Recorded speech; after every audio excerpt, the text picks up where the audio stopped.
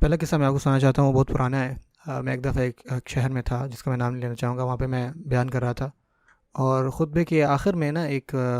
بھائی آئے میرے پاس، اور انہوں نے مجھے گھر پہ دعوت دی، اور میں چاہتا ہوں کیا میری بچی کو کچھ سوالات ہیں، آپ ان کے جوابات دے دیں تو بہت مہربانی ہوگی۔ تو میں نے کہا ٹھیک ہے، میرے پاس وقت بھی ہے۔ ہم جو ہے وہاں پر گئے،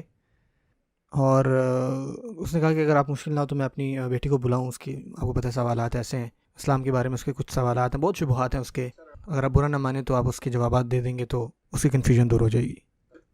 ان کی بیٹی آتی ہے، اور بائی دا وے یہ ایک مسلمان فیملی تھی جو پیدائشی مسلمان تھے، ان کے والدین بھی مسلمان تھے۔ جب آتی ہے نا تو اس کے چہرے پر نا پیئرسنگ ہوئی تھی، بالیاں ڈلی ہوئی تھی جہاں پہ نہیں ہونی چاہیے، جیسے کہ آنکھوں کے سائڈ پہ ایک بالی ڈلی ہوئی ہے، کچھ ماتھے پہ ڈلی ہوئی ہیں، کچھ ہونٹوں پہ ڈلی ہوئی ہیں بالیاں۔ اینی وے وہ آئی، وہ بیٹھی، میں نے کہا ٹھیک ہے، آپ کے سوالات جو بھی آپ پوچھیں، اور اس کے تقریباً 30 کے سوال تھے، 30 کے قریب آس پاس سے سوالات، اور میں نے ان کا جواب نہیں دیا، اور میں اس سے پوچھتا رہا کہ اچھا اور کیا ہے، اور وہ پوچھتی رہی سوالات، اور اس کے کچھ سوالات ایسے تھے کہ میرے کچھ دوست ہیں ہائی اسکول میں جو کہ گے ہیں، وہ برے لوگ نہیں ہیں، انہوں نے کسی کا قتل تو نہیں کیا، ہم ان سے اتنی نفرت کیوں کرتے ہیں، اور اتنی نفرت، اچھا خدا نے جہنم کیوں بنائی ہے، کیا ضرورت تھی جہنم بنانے کی، کیا پوائنٹ ہے اس میں، اگر انہوں نے جہنم بنانی تھی تو انہوں نے ہمیں کیوں بنایا، ان کو یہ پہلے سے بات پتہ تھی کہ یہ جہنم میں جائیں گے لوگ، تو وہ ہمارے ساتھ ایسا کیوں کرنا چاہیں گے۔ انہوں نے کہا اچھا بوائے فرینڈ ہونے میں اتنا برا بات کیا ہے، یعنی یہ کوئی مرڈر تو نہیں کر رہے نا، کسی کا قتل، کسی کو نقصان تو نہیں دے رہے ہم، بوائے فرینڈ گرل فرینڈ ایسا تو کچھ نہیں ہوتا، تو اتنا شور مچانے کی کیا ضرورت ہے، ہر چیز کو آپ لوگ اتنا بڑا مسئلہ بنا دیتے ہیں۔ اور اس پوائنٹ تک نا اندر سے نا مجھے کئی ہارٹ اٹیک آ چکے تھے، لیکن ظاہری طور پر میں اس کو کہہ رہا ہوں اچھا اور سوالات اور کچھ پوچھیں، اور وہ بولتی جا رہی ہے، پوچھتی جا رہی ہے، اور یہ بات بھی یاد رکھیں کہ اس کے ابو جو ہیں اس کے ساتھ ہی بیٹھے ہوئے تھے، اگر مجھے دورے پڑ رہے تھے سوچیں، مجھے اس کے والد پہ بڑا ترس آیا، صحیح بات ہے، اور وہ سوال پوچھتی رہی، اور اس کے 30 سوالوں کے بعد میں نے کہا ٹھیک ہے، میں چاہتا ہوں کہ آپ کے سارے سوالات کے جوابات دوں، لیکن آپ میرے ایک سوال کا جواب دے دیں پہلے،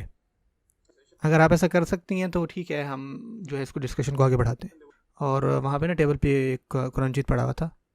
میں نے اس کو اٹھایا، اور میں نے اس کا کیا واقعی میں یہ یقین رکھتی ہیں کہ یہ جو کتاب ہے یہ اللہ تعالیٰ کی طرف سے ہے، جو کہ جبرائیل علیہ السلام لے کر آئے آسمان سے زمین پر، اور یہ کلمات آپ صلی اللہ علیہ وسلم کو پہنچائے گئے اللہ کی طرف سے، اور اس کے اندر جو بھی باتیں ہیں وہ ہمارے لیے پرفیکٹلی ہمارے لیے ہی ہیں، اور اگر ہم اس طرح زندگی گزاریں گے جس طرح یہ قرآن بتاتا ہے تو ہمیں اس دنیا میں بھی خوشی ملے گی، اور اگر ایسا نہیں کرتا دنیا اور آخرت میں خسارہ ہے۔ کیا آپ کو یقین ہے اس بات پہ؟ تو اگر سے نہیں، I'm not sure، یعنی میں شیورٹی کے ساتھ نہیں کہہ سکتی۔ تو میں نے اس کو کہا کہ جو باقی سوالات ہیں نا پھر آپ کے، وہ میٹر نہیں کرتے، پھر کوئی بھی سوالات آپ کے میٹر نہیں کر رہے، اس کو میں کہتا ہوں کرائسس آف فیتھ، اور وہ بچے صرف اکیلی نہیں ہے، یہ میں آپ کو بتاؤں ہمارے بہت سے نوجوانوں میں نا یہی سوالات ہیں، وہ پوچھتے نہیں ہیں، وہ ڈر کے مارے نہیں پوچھتے، اور بہت سارے لڑکے، میں مطلب صرف لڑکیوں کی بات نہیں کر رہا، جو لڑکے بھی ہیں، وہ لڑکے جو ایک مذہبی گھرانے میں پیدا ہوئے، وہیں پہ بڑے ہوئے، ان کو پتہ ہے یہ چیزیں حرام ہیں، لیکن ان کے ذہنوں میں سوالات ہیں کہ یار یہ چیزیں حرام کیوں ہیں، تو آپ جواب دیتے ہیں اللہ تعالیٰ نے منع کیا، تو وہ آگے سے کہتے ہیں کہ یار آپ ہر چیز کے لیے کہتے ہیں۔ اب پتہ ہے ہمیں نا اپنے بچوں میں ایک کانفیڈنس پیدا کرنا ہے، ہمارے نوجوانوں میں، یہ میں بات نا بڑے ڈر کے کہہ رہا ہوں، جیسے میں آپ کو بتا رہا ہوں، مطلب یہ ڈر ہے کہ جو آج کے مسلمان لیڈرز ہیں نا وہ جتنا کام کرنا چاہیے اتنا نہیں کر رہے، خاص کر نوجوانوں میں یہ کانفیڈنس پیدا کرنا کہ ہم اپنے دین کو کیسے پکڑے رکھیں، کس طرح ہم اس سے لڑ سکیں، اس کرائسس آف فیتھ سے۔ جو ہمارے نوجوان ہیں ان کے کوئی سوالات جب ہوتے ہیں تو ہم ان کو آگے سے یہ نہیں کہہ سکتے جب وضو کرو اور 2 رکعت نماز پڑھو،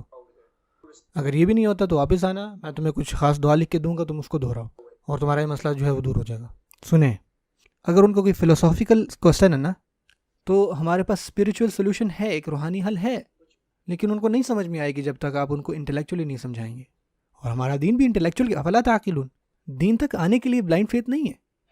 جب آپ دین تک آ جائیں گے اس کے بعد بلائنڈ فیتھ ہے، پھر آپ کہتے ہو سمعنا و اطعنا، اور یہ چیز ہمیں ہمارے بچوں میں ڈالنی ہے۔